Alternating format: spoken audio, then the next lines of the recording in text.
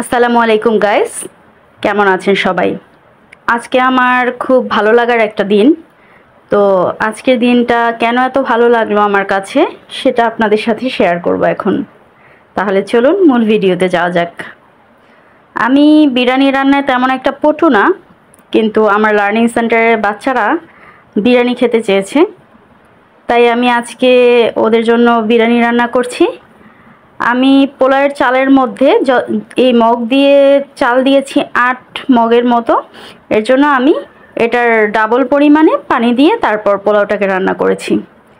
আর কোনো বাটা মশলা ইউজ করতে পারিনি, যেহেতু খুব ঝট করে রান্না করেছি, তাই আমি বিরিয়ানি মশলাটাই ইউজ করেছি।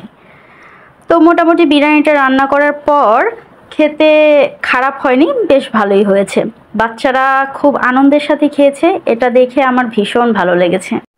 ওদের এই হাসি মুখটা দেখার জন্যই আমি আজকে আসলে বিরিয়ানি রান্না করেছি।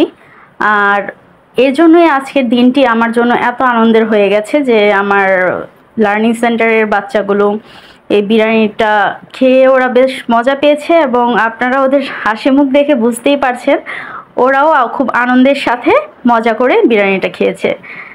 তো ঈদের পর থেকেই ভাবছিলাম ওদের জন্য একদিন আয়োজন করব, কিন্তু দেখা যায় কেউ একদিন উপস্থিত থাকে, কেউ থাকে না, আবার গ্রামে আছে।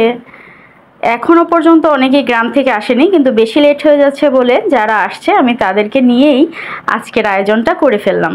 বাচ্চাদের হাসি মুখ দেখতে সবারই ভালো লাগে, তাই আজকে ওদেরকে দেখে ওদেরকে খুব মজা করে খেতে দেখে আমার ভীষণ ভালো লাগছে।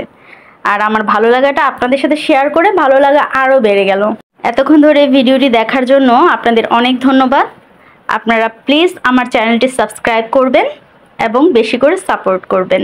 সবাই ভালো থাকবেন সব সময়। আসসালামু আলাইকুম।